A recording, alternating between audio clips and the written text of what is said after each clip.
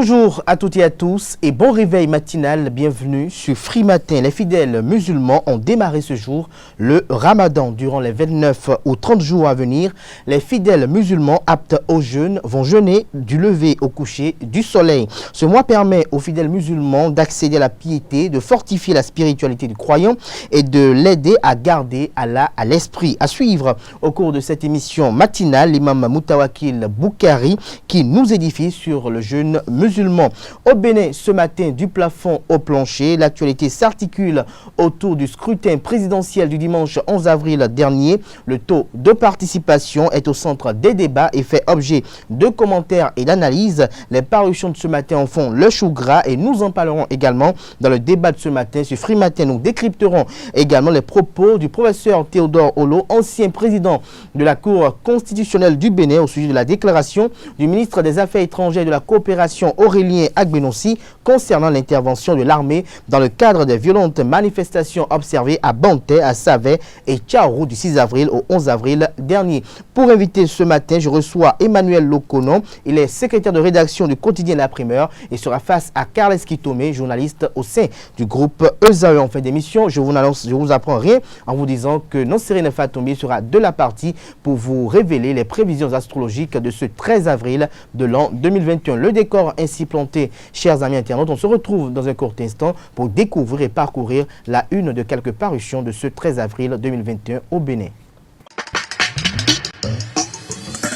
Bonjour à nouveau, chers amis internautes. L'informateur nous titre en manchette ce matin: vote massif de la dynamique continue par le monde universitaire. L'appel de Éléonore Yaïla-Descamps, ministre de l'Enseignement supérieur et de la Recherche scientifique, au profit du duo Talent-Talata a payé. Ghislaine Claude Fagon, directrice du Centre des œuvres universitaires et sociales d'Abomey-Calavi, Kous-Assé, l'autre actrice de la Razia Talent-Talata, estime le confrère. Son argumentaire est publié à la page 3 de sa parution de ce matin. Toujours à la une de l'informateur de ce matin, demande d'annulation du vote de ce dimanche 11 avril 2021. La Cour constitutionnelle déboute le requérant et valide le scrutin. Des précisions sur cette décision de la Cour des 7 sages à la page 4 de la parution de ce matin de l'informateur. Dans l'oreille droite de la une de ce matin, vous invite à découvrir dans les couloirs de sa parution du jour le journal École, produit par les étudiants en journalisme à l'École supérieure d'administration, d'économie, de journalisme et des métiers de l'audiovisuel ESAE. Présidentielle du dimanche 11 avril 2021. Allons-nous vers une nouvelle classe politique au Bénin, s'interroge le routier ce matin en manchette. Son article est publié à la page 4 de sa parution de ce matin. La Dépêche nous titre ce matin en manchette: scrutin du 11 avril 2021. Le taux de participation globale accouche d'une souris. Point de la plateforme électorale des organisations de la société civile du Bénin est publié à la page 3 de la parution de ce matin du Canard, qui relaie dans les colonnes de sa parution de ce matin la réaction du professeur Théodore Olo au sujet de la déclaration du ministre des Affaires étrangères et de la coopération Aurélien Agbenossi, jugée de dangereuse. La Cloche titre en manchette ce matin: recours en annulation de la Cour de la présidentielle de 2021. Recours en annulation de la présidentielle de 2021. La Cour constitutionnelle déboute les requérants. Toujours à la une de la Cloche de ce matin, lendemain du scrutin présidentiel, les grandes tendances connues au plus tard ce soir, nous informe le confrère ce matin. La Primeur titre en manchette ce matin: avant les résultats officiels des présidentielles au Bénin, les partisans de la mouvance emparés d'une guerre étrange. L'article du confrère est publié dans les colonnes de sa parution de ce matin. Et toujours à la une de la Primeur de ce matin, présidentielle du 11 avril, le parti Force Cori pour un Bénin émergent FCBE dénonce des irrégularités et appelle à la sérénité. L'appel du secrétaire exécutif national du parti politique candidat à la vice-présidence Paul Ronquet est relayé dans les colonnes de la parution de ce matin du quotidien La Primeur, qui relaie également dans les colonnes de sa parution de ce matin la décision de la Cour constitutionnelle qui rejette la demande de suspension de la reprise pour la reprise du scrutin présidentiel du 11 avril dernier. Démarrage ce jour du mois de jeûne chez les fidèles musulmans. Les précieux conseils de l'imam Moutawakil Boukari Malik pour réussir son ramadan sont relayés dans les colonnes de la parution de ce matin de Le Grand Quotidien, qui note en manchette néanmoins à travers son serment du vendredi dernier, le guide spirituel instruit les fidèles musulmans lire le communiqué officiel de l'Union islamique du Bénin UIB qui annonce le mois béni. Nous passons à présent à Le Béninois libéré qui titre en manchette ce matin: compilation à 98% des résultats probables, victoire au premier tour du duo Talent-Talata. tout sur les gris-gris mis en œuvre par le CAPT pour ce chaos. Des précisions à la page 3 de la page de ce matin du Canard qui titre également la une ce matin. Prix spécial BRVM Awards 2021. Romuald Wadaye, ministre de l'économie et des finances du Bénin, de nouveau distingué. Des précisions sur cette distinction à la page 3 de la page de ce matin du quotidien Le Béninois Libéré. Le potentiel à présent, scrutin du 11 avril dernier, le CAPT, géniteur de la victoire Talon Talata, projecteur sur les efforts de fourmis d'avant-vote qui ont accouché ce résultat. Des précisions aux pages 3, 4 et 5 de la parution de ce matin de Le Potentiel, qui titre également à la une ce matin, présidentielle de 2021, l'honorable Adegla et Wessé offre le chaos audio Talon Talata. 92,27% des électeurs ont dit oui audio de la mouvance présidentielle. Nous passons à présent au quotidien Le Matinal, qui titre en manchette ce matin, déclaration sur l'observation du scrutin du 11 avril prochain, d'où proviennent les chiffres et informations livrés par la plateforme des organisations de la société civile, s'interroge le confrère. La Sénat doit fixer l'opinion publique, rappelle Le Canard ce matin. Son article est publié à la page 2 de la page de ce matin de Le Matinal. Toujours à la une de Le Matinal de ce matin, régularité de la présidentielle.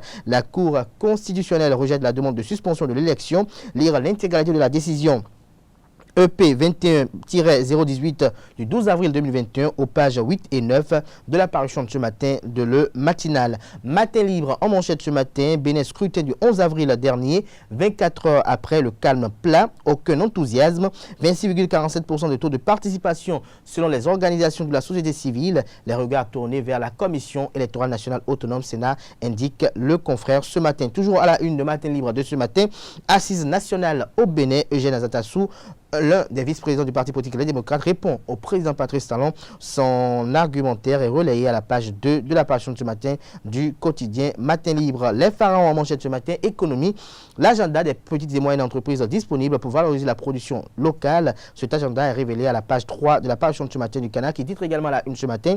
Après le vote, Patrice Talon répond à l'opposition sur les assises nationales. L'Indépendant titre ce matin en manchette: recours en annulation du scrutin du 11 avril dernier. La Cour constitutionnelle rejette la demande d'annulation de l'élection de Patrice Talon. Le chaos devient inévitable. Toujours à la une de l'Indépendant de ce matin, le chef de l'État au sujet des violences électorales, c'est regrettable, a dit Patrice Talon. Nous passons à présent au quotidien béninois Bénin Intelligent. Réalisation de l'agenda des PME 2021. La NPME assure la visibilité et la facilitation d'identification des petites et moyennes entreprises. Des précisions sur ce titre à la page 3 de la parution de ce matin du quotidien Bénin Intelligent, qui titre également à la une ce matin: Claudine Prudencio, présidente de l'Union démocratique pour un Bénin nouveau UDBN, la violence n'amène nulle part. Nous passons à présent au quotidien Info Matin, avant-dernier Canard de ce jour. Présidentielle d'avril 2021 et Covid-19, la campagne électorale a-t-elle atténué la propagation du virus? S'interroge le confrère ce matin. Toujours à la une de Info Matin de ce matin, probable victoire du duo Talon Talata, Claudine Afiavi Prudencio et l'Union démocratique pour un Bénin nouveau UDBN ont véritablement mouillé le maillot. Le verrou d'Aboumé Calavi sauté par l'Amazone et les siens. Fraternité pour boucler ce matin, présidentielle du 11 avril. Tout est fin prêt pour la proclamation des résultats provisoires par la Commission électorale nationale autonome. Nous renseigne la manchette de ce matin du Canard. Des précisions à la page 3 de sa parution de ce matin. Et toujours à la une de Fraternité de ce matin, recours contre l'organisation du scrutin du 11 avril. 3 décisions de la Cour constitutionnelle donnent raison à la Commission électorale nationale autonome Sénat, lesquelles décisions sont relayées aux pages 3 et 5 de la parution de ce matin de Fraternité. Ce sera tout pour la présentation de quelques titres apparus ce matin dans la presse nationale. Les quotidiens sont disponibles dans les kiosques au prix de 300 francs CFA. Nous passons à présent au bulletin matinal d'information de ce matin, qui est présenté par Atifa Olafa. Bonjour à toutes et à tous. La plateforme électorale des organisations de la société civile OSC a fait ce lundi 12 avril 2021 une déclaration préliminaire sur le scrutin présidentiel. Selon les données recueillies par ses observateurs sur le terrain, la plateforme électorale a donné une estimation du taux global de participation au scrutin. Selon la plateforme électorale des OSC, le taux global de participation au scrutin scrutin présidentiel du dimanche dernier est estimé à 26,47%. Selon les propos de la présidente de la plateforme, Fatoumata Batoko Zossou, ce taux est issu du traitement des informations rapportées par 1281 observateurs sur 502 270 électeurs inscrits. Au cours de cette déclaration, la plateforme électorale a eu à faire part des défis qui s'imposent après la tenue de ce scrutin. Je vous invite à suivre Fatoumata Batoko Zossou au micro d'Abdelkader Achiro. La plateforme électorale des organisations de la société civile du Bénin note la nécessité de rechercher les moyens d'aboutir à des règles électorales consensuelles et acceptées de tous les acteurs politiques. Travailler à une stabilité de la loi électorale pour permettre son appropriation et limiter les manipulations conflictogènes. Restaurer la cohésion sociale durement éprouvée depuis quelques années. Sécuriser nos observateurs qui pourraient avoir à subir des représailles dans leur communauté dans le cadre de la mission d'observation. Prendre en compte le genre à tous les niveaux du processus électoral, aussi bien au niveau des institutions en charge du processus électoral, membres du poste de vote, points focaux Sénat, assistants coordonnateurs d'arrondissement, etc., qu'au niveau de la plateforme électorale, à savoir observateurs, personnel de la salle de situation électorale, etc. Des recommandations. Au regard des leçons et défis énumérés ci-dessus, la plateforme électorale des organisations de la société civile recommande au gouvernement d'éviter toute interférence dans la compilation et la proclamation des résultats, de faire un geste de compassion et d'assistance à l'endroit des victimes et des familles endeuillées du fait des violences préélectorales notées. À la Sénat, de continuer les efforts d'amélioration de la formation des agents électoraux pour plus de professionnalisme. Aux forces de sécurité et de défense, veiller au respect des droits humains durant les différentes missions de sécurisation du scrutin sur toute l'étendue du territoire national. Faire preuve de professionnalisme accru et d'esprit républicain dans la gestion post-scrutin, surtout dans les zones ayant connu des violences électorales. Aux leaders d'opinion et de la société civile, maintenir les appels à la paix, à la responsabilité et à la cohésion nationale. Aux partis politiques, renforcer la sensibilisation et le sens de responsabilité de leurs militants pour la sauvegarde de l'unité et de la cohésion nationale. Aux populations, d'éviter tout recours à la violence pour la préservation de la paix et de la cohésion sociale. Éviter la destruction des infrastructures et autres biens et privés lors des manifestations. Éviter de compromettre la libre circulation des biens et des personnes lors des manifestations. Éviter les actes et propos régionalistes et xénophobes. Aux organisations intergouvernementales, régionales et internationales. Continuer les démarches de bons offices jusqu'à l'avènement d'un dialogue sincère entre les acteurs politiques béninois. Maintenir le contact avec les leaders politiques des localités foyers de tension comme ça. Par décision date du 12 avril 2021, la Cour constitutionnelle a rejeté la demande d'annulation, de suspension, d'annulation ou de reprise du scrutin du 11 avril 2021. Saisie d'une requête en date à Tchaourou du 11 avril 2021, enregistrée à son secrétariat à la même date sur le numéro 0635-137-REC-21, par laquelle Hakim Karim, Aziz Orobouro, tous de nationalité béninoise, résidant dans la commune de Tchaourou, forment un recours en intervention sur la régularité du scrutin. Il n'y a pas lieu de suspendre le scrutin du 11 avril 2021, a déclaré le président de la Cour constitutionnelle, Joseph Djogbino. Le ministre de l'Économie et des Finances, Romuald Wadagni, a reçu ce samedi 10 avril 2021 le prix spécial BRVM et DC/BR. Lors de cette cérémonie de célébration de l'excellence sur le marché financier régional de l'UEMOA, 3 hautes personnalités se sont vues remettre des distinctions spéciales. Il s'agit de Romuald Wadagni, ministre de l'Économie et des Finances du Bénin, Kobenam Kwasi Adjoumani, ministre d'État, ministre de l'Agriculture et du Développement rural, et Mamadou Ndiaye, président du CRE PMF. Le prix d'honneur a été aussi décerné à Feu Ahmed Bakayoko, ex-premier ministre de la Côte d'Ivoire.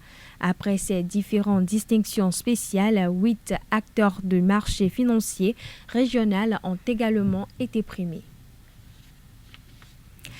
Parlons religion à présent. La communauté musulmane débute ce mardi 13 avril 2021 le jeûne musulman. Le ramadan est l'un des 5 piliers de l'islam. Il s'agit d'une période de recueillement au cours de laquelle les musulmans n'ont pas le droit de manger, de boire, de fumer ou encore d'avoir des relations sexuelles, et ce, de l'aube au coucher du soleil.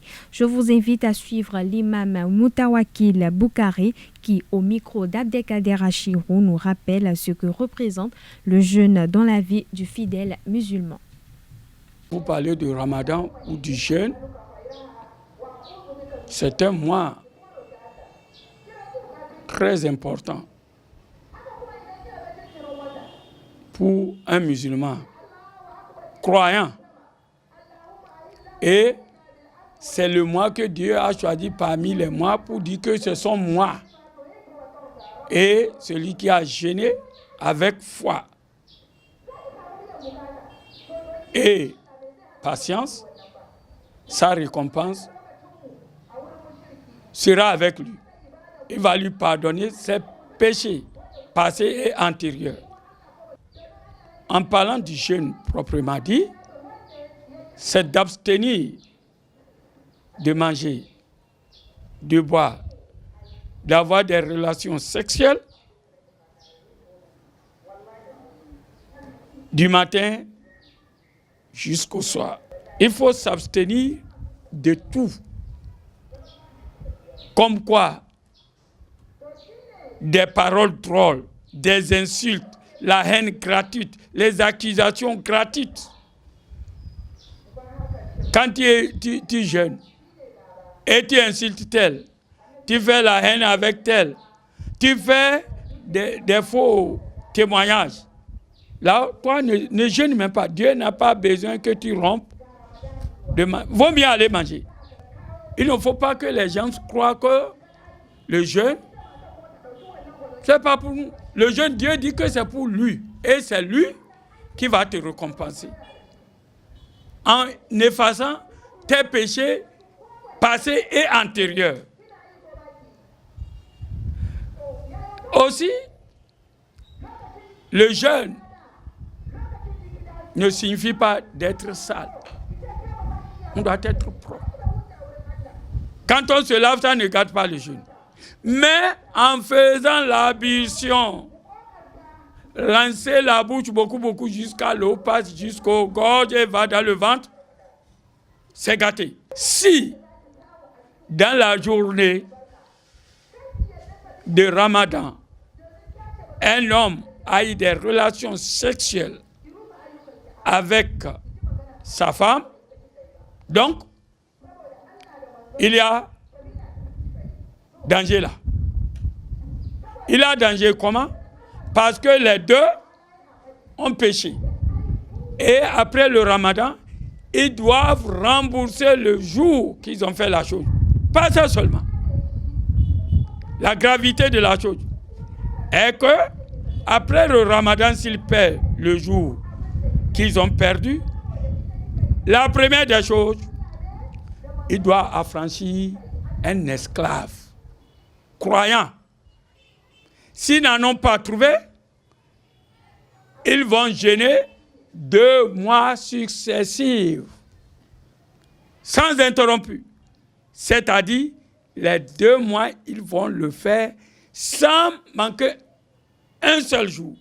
Terminons par le sport. La 11e édition du tournoi de football Challenge Entreprises et Institutions a connu son épilogue le 27 mars 2021 avec le sacre de l'équipe de la représentation libanaise.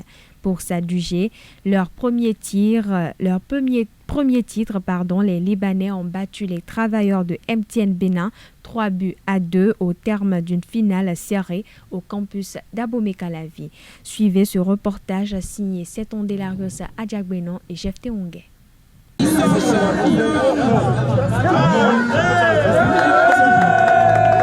La représentation libanaise au Bénin trône sur la 11e édition du tournoi Challenge Entreprises et Institutions. Dans une finale à couteau, elle a profité de 3 erreurs de l'équipe de MTN pour s'imposer 3-2 grâce à un doublé de Fadi Berry, meilleur joueur de la compétition. Avec ce succès, les Libanais gravent pour la première fois leur nom dans les annales du tournoi. En fait, ça c'est le deuxième coupe qu'on gagne. En 2013, il y avait le tournoi des communautés. Et on avait été gagnant, le vainqueur. Et j'étais là aussi, j'étais meilleur joueur et meilleur buteur.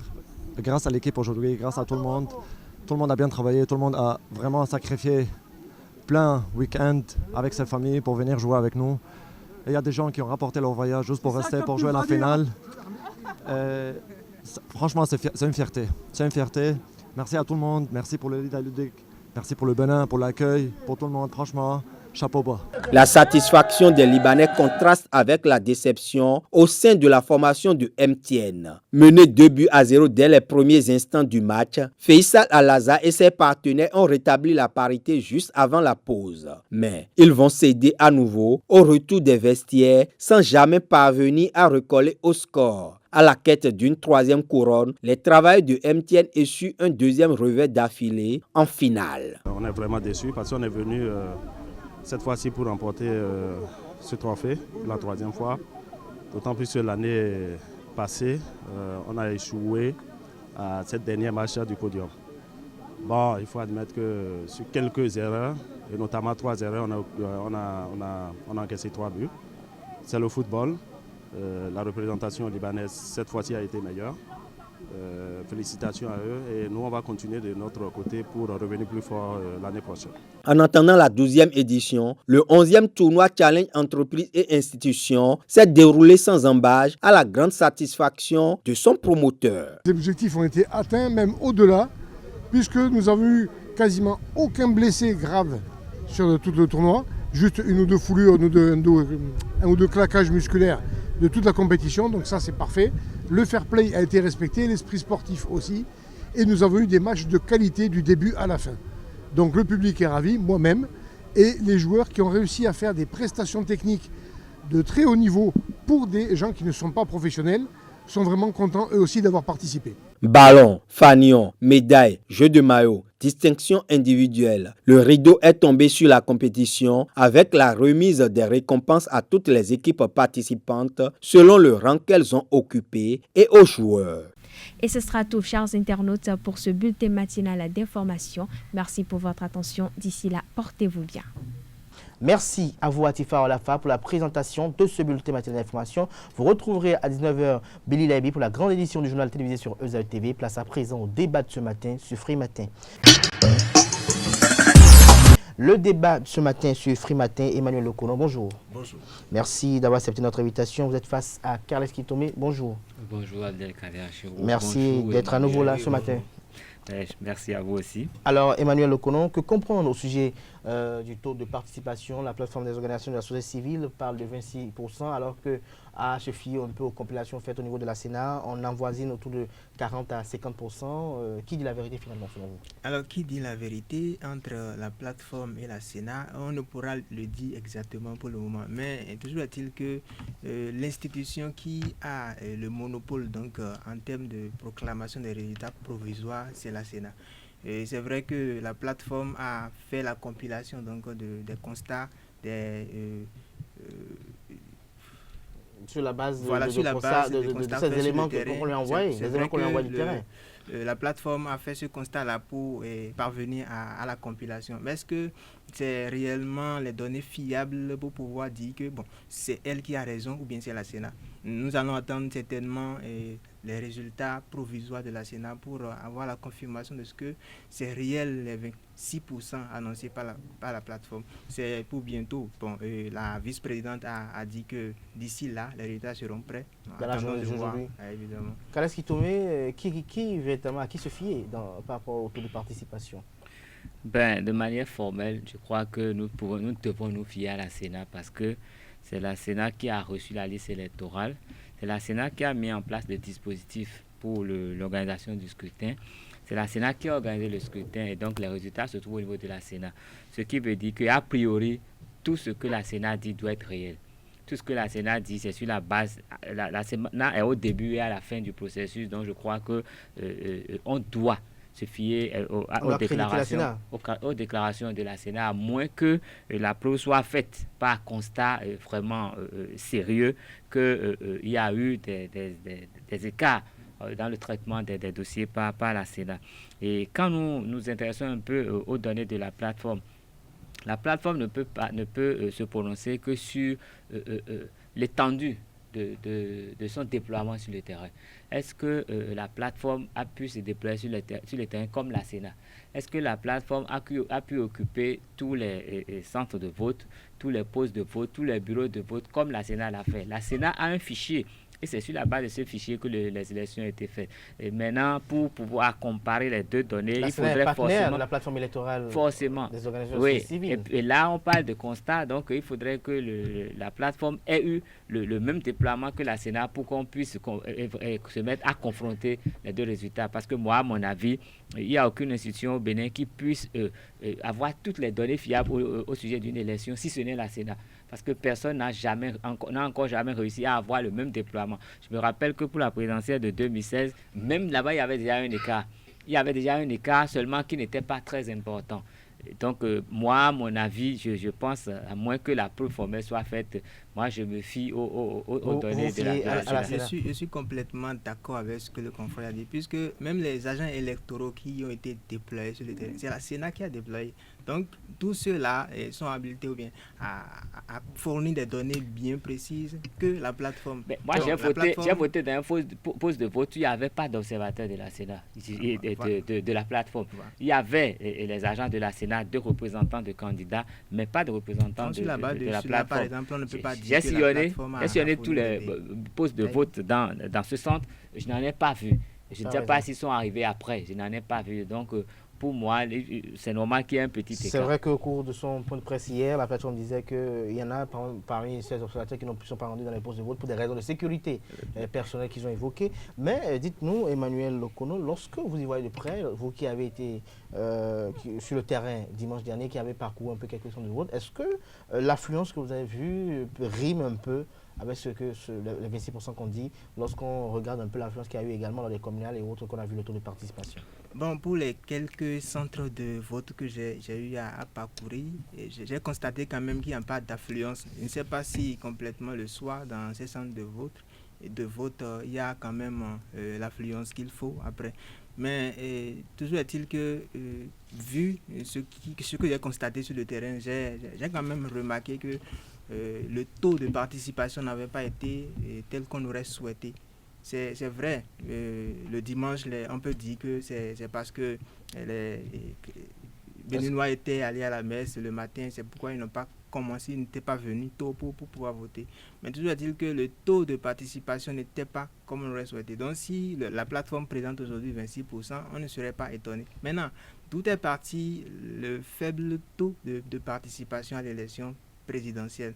Et déjà au niveau de l'élection communale, on a eu à constater, au niveau de l'élection législative, au niveau de l'élection communale, on a eu à constater quand même... Certains disent même que le taux était déjà fait depuis 2016, parce qu'on certains disent que depuis 2016, on constatait déjà que les Béninois s'intéressaient de moins en moins à la chose politique. Bon, on peut dire que les Béninois s'intéressent de moins en moins à la chose politique, puisqu'il y a plusieurs paramètres à prendre en compte quand on veut analyser le taux d'élection. Aujourd'hui, c'est vrai qu'on a dit que le taux d'élection est en train de baisser de plus en plus. Mais est-ce que on continue d'enseigner à nos jeunes, bien, nous sommes tous jeunes, à plus jeunes que génération, nous. Voilà, et que c'est un devoir d'aller voter.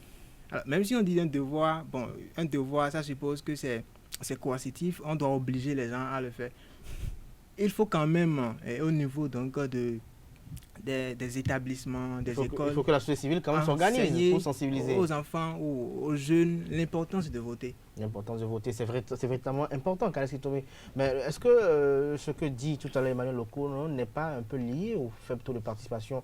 Parce que vous allez constater effectivement que nous avons suivi un peu des émissions interactives, nous avons vu également des citoyens avec qui nous avons interrogé à TV, où vous sentez un peu quand même qu'il y a un manque d'amour aujourd'hui à la chose politique, parce que on a comme l'impression que les Béninois pensent que ce n'est qu'un marché de dupes qui est souvent organisé.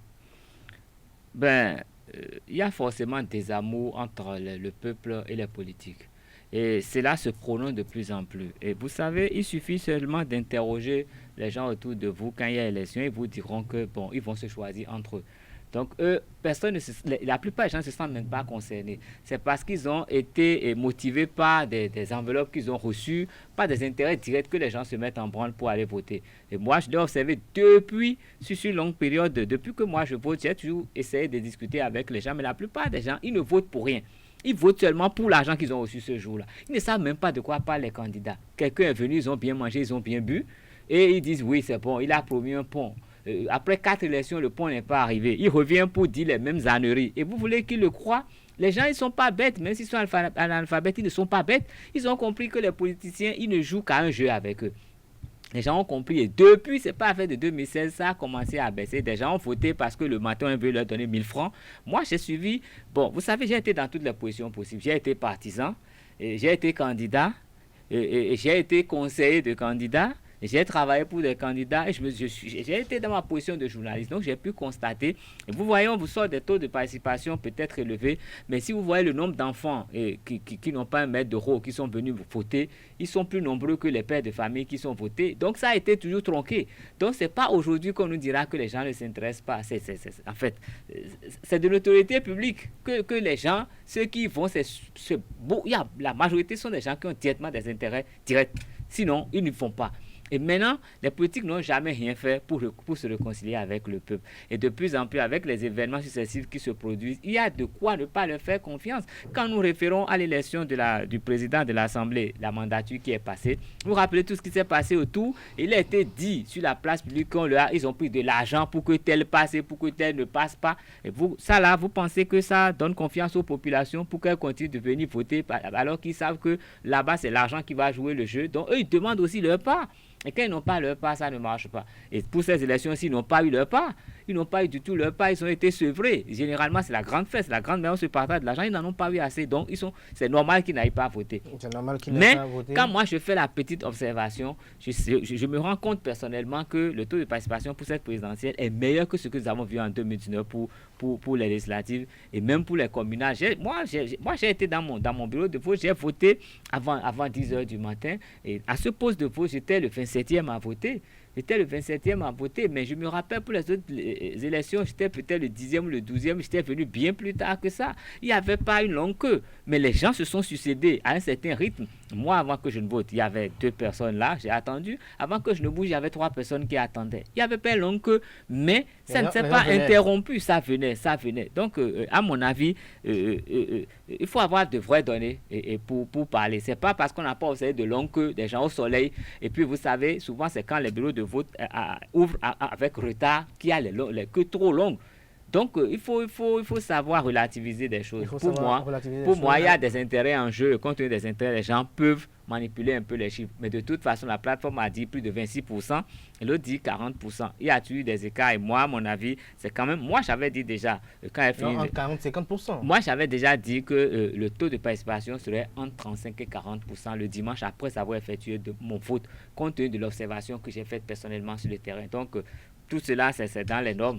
En parlant toujours de taux de participation, bon, moi j'ai constaté, j'ai cherché à comprendre, je veux dire, pourquoi le taux de participation à l'étranger est bas, et particulièrement à Washington, puisque au nombre de 1008 inscrits, il y a seulement 30 qui ont voté en faveur de... Et qu'est-ce qui veut expliquer cela? Alors, il y a plusieurs raisons qui ont expliqué. Et lorsque j'ai cherché à comprendre, par exemple, il a dit que les électeurs du Canada doivent quitter Canada pour aller à Washington avant de voter. Alors, pour aller à Washington et voter, ce sont des dépenses à effectuer. Vu que l'élection, permettez-moi de le dire, n'a pas tellement d'enjeux, les gens ont du mal à débourser de l'argent. Comment il n'y a pas tellement d'enjeux? Si je dis l'élection n'a pas d'enjeu, bon, avant il y avait quand même beaucoup de candidats. Et quand il y a beaucoup de candidats, on ne sait pas d'avance qui va gagner. Donc il y a d'engouement, il y a ce suspense-là qui est laissé à chacun. Et même s'il y a lieu de dépenser pour y aller, on dépense. Maintenant, s'il n'y a pas d'intérêt en la chose, pourquoi quitter alors Canada pour aller à Washington et voter? Ou pourquoi quitter alors une autre ville c'est passé aussi en France et également dans d'autres pays. Évidemment. De la diaspora. Donc le faible taux au niveau de la diaspora, lorsque j'ai cherché à comprendre, c'est réellement ce manque d'engagement. Et les gens ont dit par exemple que au niveau de la diaspora, on vote plus par conviction. Par conviction parce que étant loin du Bénin, il faut quand même avoir une raison précise avant d'aller voter. Mais il y a des propositions qui ont été faites pour améliorer le taux de participation aux élections prochaines. Et je pense que les organisations de la société civile vont prendre cela à corps pour quand même essayer un peu d'améliorer les choses. Évidemment, je pense que au lieu de déployer forcément les électeurs sur le terrain et à l'extérieur, il faut peut-être recourir au vote électronique. Lorsqu'on va recourir au vote électronique, celui-là qui, par exemple, à Washington, aux États-Unis, au Canada, en France, travaille par exemple le week-end, puisqu'il y a des gens comme ça, et ils vont effectuer leur vote électronique et travailler. Mais là encore avec le risque que les gens ne crient pas à la fraude, parce que tout ce qui est électronique, on sait un peu. Lorsqu'on est face à un problème, il faut trouver une solution. Non, mais les États-Unis effectuent le vote électronique depuis des lustres, mais ça pose toujours problème. Et nous avons une illustration avec la dernière présidentielle. Les gens ils ont crié le haro, donc le vote électronique n'est pas forcément la panacée. Ça pourrait peut-être essayer de résoudre un problème avec ceux qui sont à l'étranger. Vers un nouvel enseignement, une nouvelle inculcation de valeurs. Non, c'est la morale qui est bafouée. Les gens, ils sont trop délinquants. Est-ce que on peut par exemple au Bénin, par exemple, rendre le vote obligatoire, comme dans certains pays où... Vous voulez voter obligatoirement pour quelqu'un qui ne comprend pas français, qui vous voter des lois pour vous. Mais c'est dingue, ça ne marche pas. Il faut d'abord revoir ça. C'est les politiques qui ne sont pas bien dans la tête. C'est les politiques qui ont toujours triché avec le peuple. C'est les politiques qui ont voté des lois qui aujourd'hui veulent mettre le pays à feu et à sang parce qu'ils ont voté des lois. C'est des gens qui ont dirigé ce pays, qui ont pris des décisions et qui aujourd'hui pensent que c'est pas parce que c'est pas eux qui sont candidats qu'il faut foutre le pays en l'air. C'est des gens qui ont créé des partis politiques. Et comme ils ne sont pas présidents de ces partis politiques, ils veulent forcément faire la loi pour que tel soit candidat. Alors qu'il y a les membres qui peuvent voter pour que les gens soient candidats. Ils n'ont pas obtenu ça, ils disent qu'il n'y aura pas élection. Ils refusent de se présenter, d'autres viennent. Pourquoi les gens vont se mobiliser pour ces gens qui n'ont pas de bonnes choses dans la tête? Les gens là, ils n'ont rien dans la tête. Moi, je dis la vérité. Ils ont tout dans le ventre. Et leur réflexion, c'est pour manger, c'est pour trop manger. C'est pour construire des maisons qu'ils ne vont jamais habiter. C'est pour construire des maisons qu'ils ne peuvent même pas entretenir. Dites-moi, quelle proposition les gens ont faites ici et qui ont respecté? Moi, depuis que je vote, le seul candidat qui a fait des promesses et qui est venu et qui les a réalisées, au moins à 50%, il s'appelle Patrice Talon. Alors que moi, je n'étais pas partant pour Patrice Talon au départ. Après, je me suis dit, un homme d'affaires aux affaires, mais il va foutre le pays en l'air, il va mettre le pays à sac. Mais c'est avec lui que nous constatons qu'il y a quelque chose. Et il vient, il propose maintenant de continuer sur cette lancée. Tout le monde dit que c'est un délinquant. Tout le monde dit qu'il faut le tuer. Tout le monde dit qu'il n'a qu'à dégager. Tout le monde dit qu'il faut le laisser partir. C'est la personne qui nous propose aujourd'hui de grouper les élections pour moins dépenser. Et on trouve que c'est pour tricher. Mais moi, je ne comprends pas. Si les gens... Ceux qui n'aiment pas ce pays-là, ils n'ont qu'à aller se trouver un pays et rester. Si vous aimez ce pays, quel que soit ce qui se passe, vous venez pour construire le pays. Vous ne détruisez pas les infrastructures. Vous faites ce qu'il faut. Et vous faites tout pour être élu. Si vous refusez de faire votre parti politique, sachez que vous ne serez jamais élu. Mais n'allez pas dans les médias internationaux pour dire qu'on refuse d'être candidat. Quand vous voulez aller à un examen, vous préparez vos dossiers, vous les déposez. Et quand vous n'êtes pas en rêve, vous corrigez. Mais corrigez, venez voter. Vous refusez, vous dites quoi? Moi, je ne suis pas d'accord. Les populations ont raison de ne plus aller voter. Si 10 personnes peuvent aller voter Patrice Talon, c'est l'idéal aujourd'hui. Parce que c'est lui seul qui a proposé, qui a réalisé et qui fait encore des propositions. Tous ceux qui parlent aujourd'hui, ils nous proposent quoi? Nous avons fait la présidentielle. Ils nous ont proposé quoi? La démocratie. Non, on ne mange pas la démocratie. C'est la merde, ça. On ne mange pas la démocratie. La démocratie, qu'est-ce que c'est? La démocratie, c'est une façon de penser, c'est une façon de diriger. Mais la vraie gestion, ce n'est pas la démocratie. On n'a rien à voir avec la démocratie. On a fait la démocratie pendant 30 ans. Et on a eu, qu'est-ce qu'on a eu dans ce pays? Aujourd'hui, moi, je me perds dans Cotonou. Moi, je suis né à Cotonou. Je me perds dans Cotonou. Je vais dans un quartier 3 mois après, je ne me retrouve pas. Et on me dit que celui qui a fait ça, c'est un dictateur. Alors que le dictateur prend le pouvoir et qui gère bien mon pays. Moi, c'est ce que je veux. Mais si ce n'est pas ça, là, plus d'élections, on a quand même arrêté le système électoral. Enfin, il va y avoir quel président à vie? Non, parce que je dis une chose. Non, nous voulons construire une nation. Nous voulons construire une nation avec des gens qui sont capables de construire. Si quelqu'un veut être politique, il n'a qu'à venir nous faire des propositions. Nous allons le suivre. S'il perd aux élections, il va se caser chez lui. Il prépare une offensive pour revenir aux affaires. En dehors de ça, tout le reste n'est pas valable. Même si un Béninois est allé voter pour Patrice Talon, il est élu et puis c'est fini. Pourquoi les autres ne sont pas allés voter? On leur a donné toutes les facilités pour aller voter. C'est un droit. Et aller voter le bulletin nul là, c'est une façon d'exprimer son opinion. Mais refuser d'aller voter, aller s'asseoir dans le froid quelque part, refuser à ses frères au pays d'aller voter, c'est un crime. Pire, aller s'asseoir aux frères là-bas et demander à des enfants d'autrui d'aller détruire les choses dans la vie et dans la rue et se faire tirer dessus. Qu'est-ce que c'est? C'est de la maladie, c'est la folie, c'est criminel. Moi je dis c'est criminel. Tous ceux qui aiment ce pays n'ont qu'à rentrer dans ce pays, constituer des partis politiques viables, qui font des propositions aux populations, qui peuvent échanger avec les populations qui vont les écouter. Et à partir de là, le débat va recommencer. Tous les opposants seront opposants. Et quand les populations vont croire en eux, c'est les populations qui vont se mobiliser elles-mêmes pour se positionner dans les bureaux de vote sans demander de l'argent pour vérifier que leur vote a été vraiment effectif. Et ils auront le pouvoir pour mettre en application ce qu'ils nous auraient proposé et en quoi on aurait cru. Alors, comme l'a dit le président Louis Lavonou de l'Assemblée nationale, aucun programme d'action n'est talon de dégage. Puisque ce que les opposants sont en train de faire aujourd'hui, on a tendance à croire que c'est pour enlever simplement Patrice Talon du pouvoir. C'est ce qu'on a toujours fait depuis 30 ans. On vote pour chasser celui qui est aux affaires et ramener quelqu'un qui n'a rien à nous proposer. Nous avons vu ce que nous avons vu. Les docteurs sont venus aux affaires. On ne savait pas ce qu'ils nous proposaient. À la fin, on nous a aimés. Ce n'est pas très bien que nous continuions quand même à avoir le même discours. Vous savez, aucune réforme ne fait unanimité. Que ça soit en Afrique, que ça soit au Bénin, que ça soit ailleurs. Bouleverser les intérêts. Voilà, bouleverser les intérêts. Pourquoi, lorsque nous prenons par exemple au sein d'une administration, en génération, on va parler du changement organisationnel. Lorsqu'on parle de changement organisationnel, il y a quand même une résistance qui s'affiche au niveau donc des employés. Pourquoi on observe ces résistances? C'est pour question de prestige, c'est pour question de, je dirais, intérêt, ou bien c'est pour question de sécurité et prestige. Prenez par exemple un député à l'Assemblée nationale que je connais, qui, entre-temps, avait l'habitude de donner de l'argent aux jeunes étudiants qui ont eu leur bac. Alors, si la réforme du système partisan, lorsque cela est venu, lui, il a perdu son poste puisqu'il n'a pas continué à être député. C'est quelqu'un qui est député pendant très longtemps. Donc, lorsqu'il n'est plus député actuellement, il n'a plus la possibilité donc de donner de l'argent. Est-ce qu'elle dit que quand on est député, on a beaucoup d'argent à la maison? C'est de l'argent volé. C'est de l'argent volé. Parce que, non. Parce que s'il dit donne l'argent parce qu'il est député, c'est qu'il vole l'argent quelque part. Parce qu'on peut totaliser tout ce qu'il a gagné pendant tous ses mandats et faire la comparaison avec ce qu'il distribue aux gens. S'il a vraiment l'argent à donner aux gens, qu'il soit député ou pas, il en donnera. Bon, moi, je ne sais pas s'il vole de l'argent ou pas, mais c'est que quand il était député, il avait de l'argent. Mais il volait. Votre souris dit quelque chose quand même. Alors, nous allons faire un petit commentaire sur la déclaration, pour ne pas dire la tribune, du professeur Théodore Olo, ancien président de la Cour constitutionnelle du Bénin, au sujet de la déclaration du ministre des Affaires étrangères et de la coopération face à l'intervention de l'armée dans les violences qui ont été observées du 6 au 11 avril dernier. Tomé, vous avez lu le professeur Olo? Si oui, qu'est-ce qu'il dit et qu'est-ce que vous en pensez?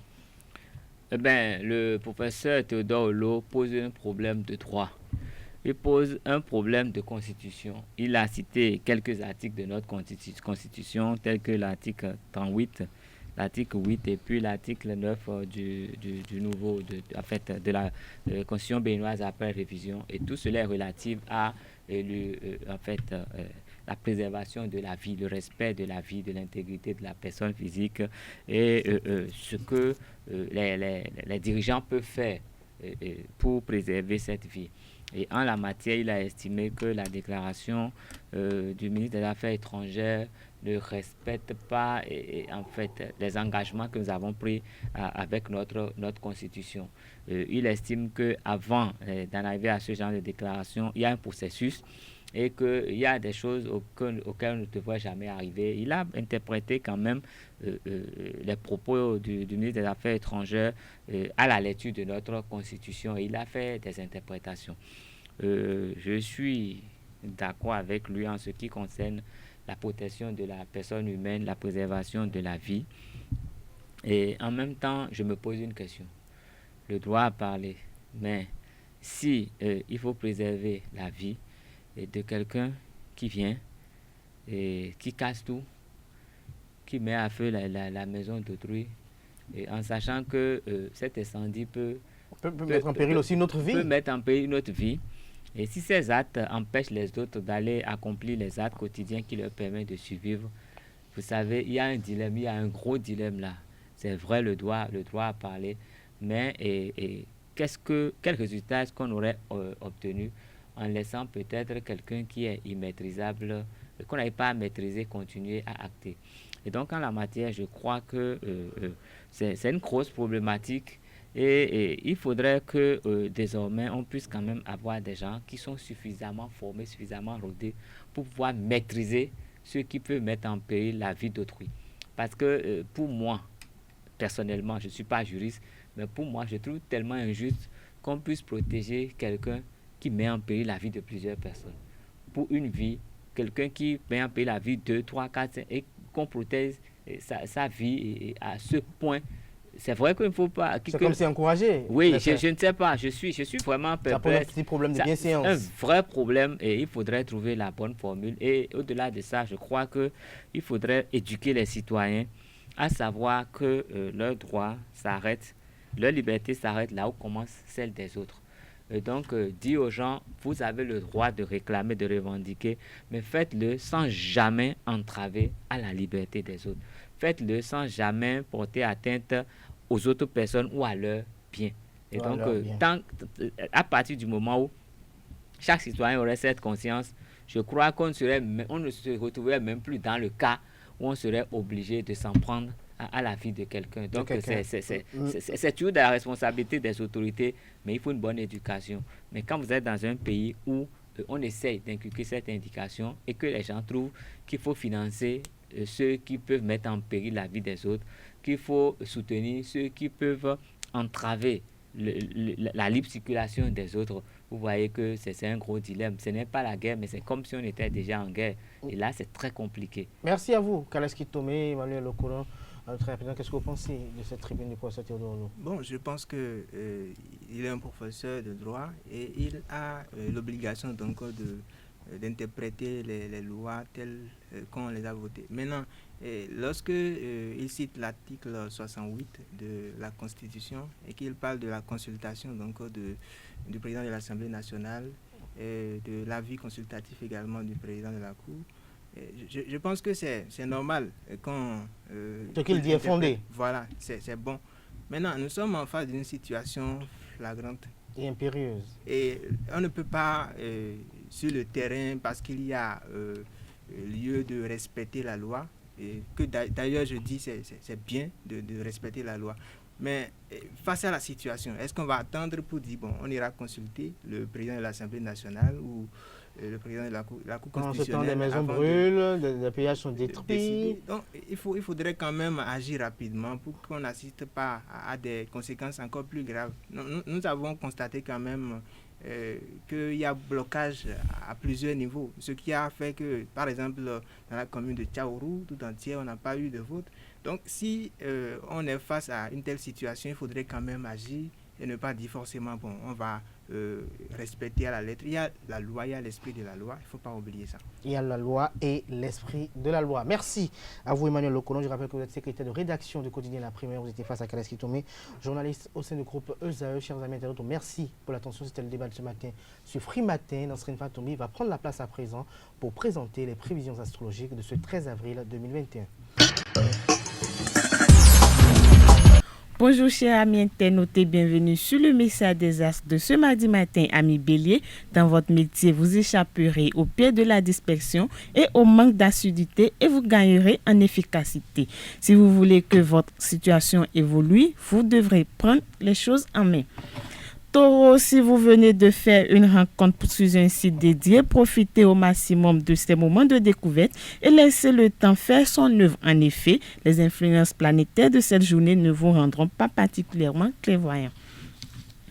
Chers amis Gémeaux, journée compliquée à gérer. Soyez combatifs et mettez toute votre énergie sur un seul projet pour ne pas vous éparpiller. En ce qui concerne le domaine matériel, vous ne devrez pas avoir de surprise. Natif du signe Cancer, journée plutôt ordinaire, votre entourage sera épaté. La seule chose qui pourra vous faire perdre votre bonne humeur, c'est un retard concernant une rentrée d'argent dont vous avez besoin en ce moment.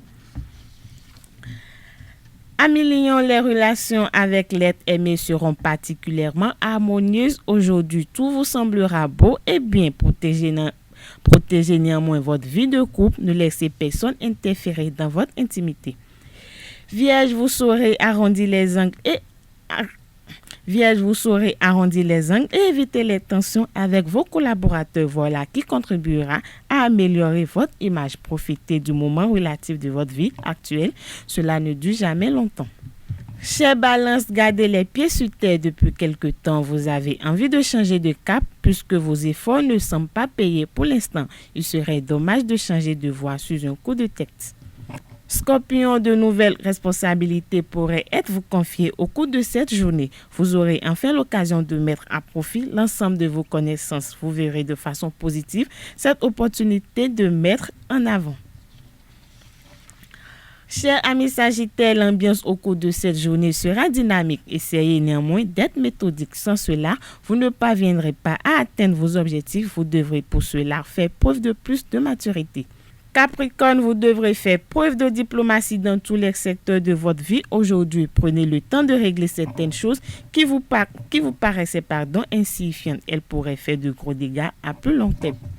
Avant-dernier signe du zodiaque Verseau, journée grise et triste. Vous aspirez à plus d'indépendance et votre partenaire aurait intérêt à en prendre conscience si vous ne voulez pas en perdre. Vous pouvez aussi lui parler tout simplement.